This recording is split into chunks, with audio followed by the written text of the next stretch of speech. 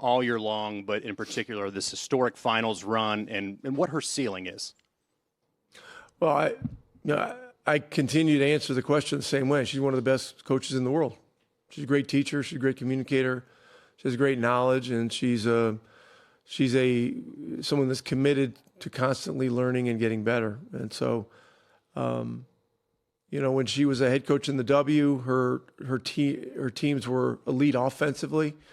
I've asked her to take on the role, a different role here, really concentrating on the defense. And it's been really to this point an 18-month effort to get better, to help some guys that weren't great defenders to become better team defenders, guys that were good defenders to hopefully become great defenders. And she's had a lot of impact on all that stuff. And at some point in time there will be a first female head coach in the NBA. I believe that. And I believe that she's one of the few that could be that person. We'll go to Steve. Mike's coming up on your right.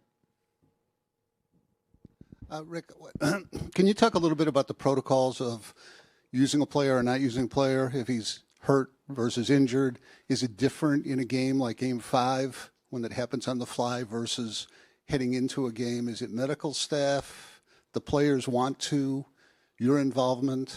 Does it change? Yeah, it's all the above. It's all that. We were all talking constantly during Game 5, and so yeah, and getting the feedback but Game 5's over.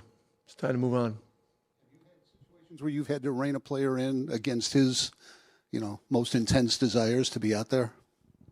Yeah, but not without consultation with the medical staff and weighing all the factors. So, the answer is yes. Joe in the back. Rick, a substantial number of us went to the wrong room. With Tyrese, we saw him out on the floor today. Was he able to do anything other than just sort of the set shots that we saw?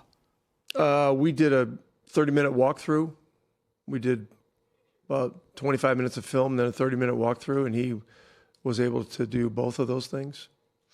And then I know you said immediately after Game 5 that you thought he had done some positive things in the second half. Having watched the film and gone over, do you still feel like he was while injured, he was still more of a positive being out there?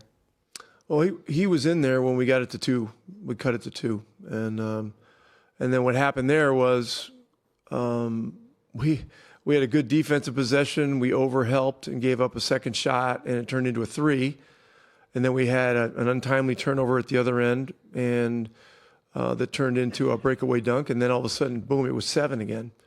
So, this is not related to Tyrese, but it's the two things right now that are really bothersome and challenging for us is the second shot rebounds and the turnover. So we're going to do our best to address those things. But as far as Tyrese, he'll go through the day tomorrow. Our prep sessions tomorrow, late afternoon, and they'll get together and do some testing, and that will determine whether he plays or not. And if he doesn't play, we have a plan, obviously, if we're without him. Last question here on the left, second row.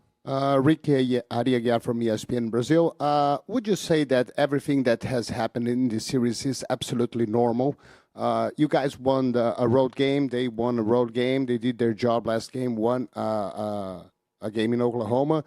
And now in Game 6, you have the chance to go with 7. I'm asking that because the atmosphere around this series and Oklahoma came such a big favorite. Yeah, I mean, we've been in this position before. We were in this position last year in the New York series. We were down 3-2, and we were coming back home. And so what we need to do is buckle down, stand strong, where we should. And I anticipate one of the best crowds in the history of Gainbridge Fieldhouse, and we got to find a way. And the ultimate is to get to a Game 7. That's the ultimate privilege. It's the ultimate experience in sports. But we've got to take care of home court tomorrow to do that.